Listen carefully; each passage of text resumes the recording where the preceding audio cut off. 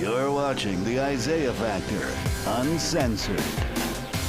And welcome back to the second half of the Factor Uncensored. Just because a service is cheap doesn't mean it's worth it, especially when it comes to getting dental work. Now, a guy in Virginia paid $500 to get some shiny new veneers.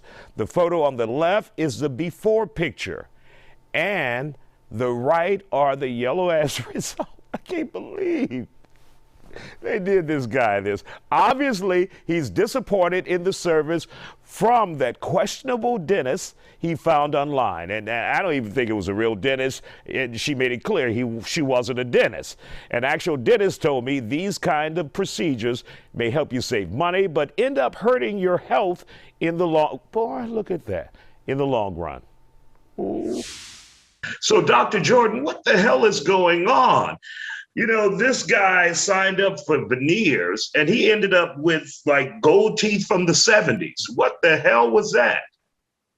Man, that's what happens when access to knowledge becomes democratized and everybody gets to get on Google and Instagram and they call it research. Well, you've got people out there preying on the fact that people don't know what they're doing, right? Mm-hmm.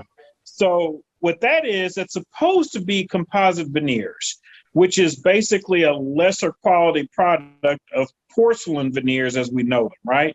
Mm-hmm. But now you've got people out there doing it illegally. They aren't dentists, they aren't trained anybody, but they know how to work Instagram and advertise, and they'll post up stuff, whether it's authentic or not, and they'll say, hey, pay me $1,000, I'll do your whole mouth, or $500 and I'll do the whole mouth.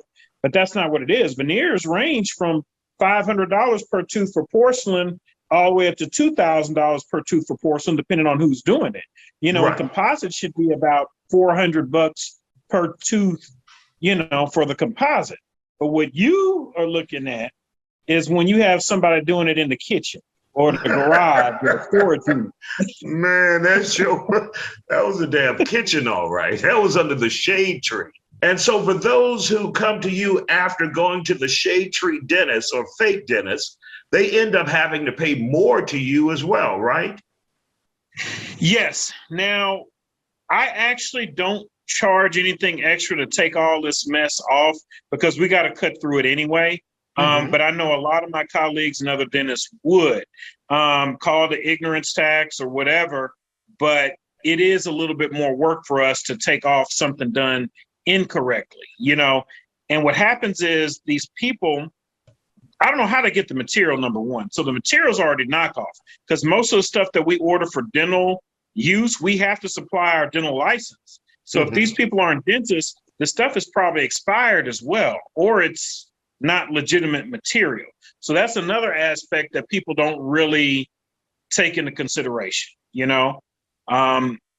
It's bad, man. You're really doing yourself a disservice when you try to do this. Obviously, people want to try to save a little bit of money but bad dental work is worse than no dental work in most cases.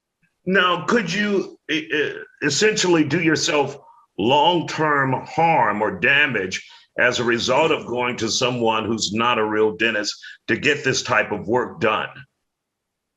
Absolutely, because, you know, at the end of the day, you know, dentists are a form of medical doctors. You know, at the end of every tooth, it's a heart, 2 lungs, 2 kidneys.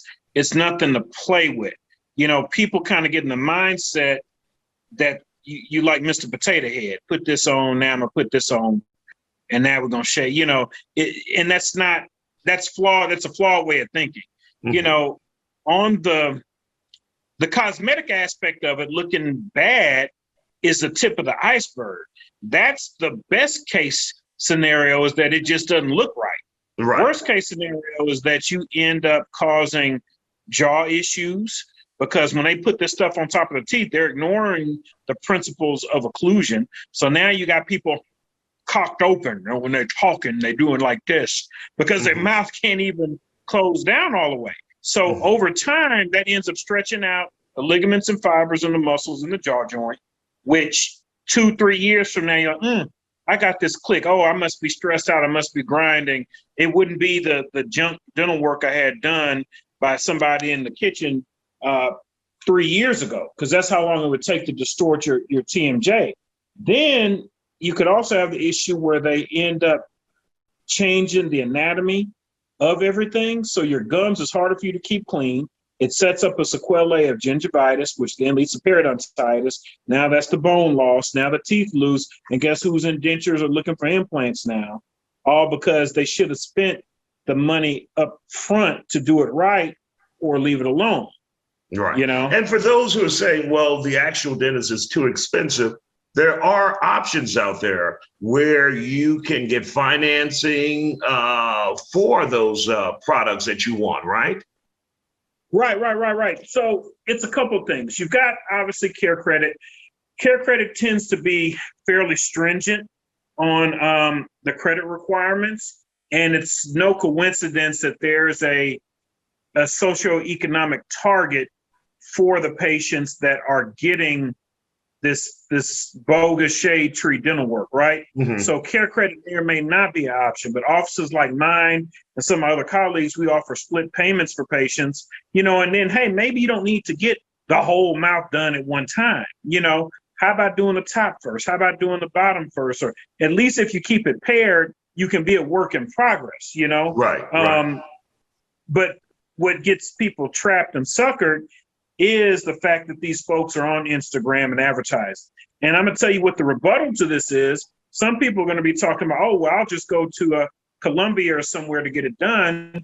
Well, that's not much better in most cases, because they're training, even if you got the best person in the world in Columbia doing it, their training from the outset is deficient by American standards by about 2 to 4 years. Wow. So you're already starting off at a deficit. Not all countries' dental stuff is equivalent. You know, their equivalent in some of these countries is like barber college, you know? So you have to be careful. I don't want to plug on the show, but I've authored a book talking about this. Like, not all countries are bad to go get work done, but the ones that we keep hearing about, you know, the Colombias and the Turkeys and Dominicans, you might want to reconsider that, you know? All right. Dr. Andre Jordan, thank you for joining us here on The Factor Uncensored with some valuable advice. But we do love our barbers out there. There's no slight against Barber College.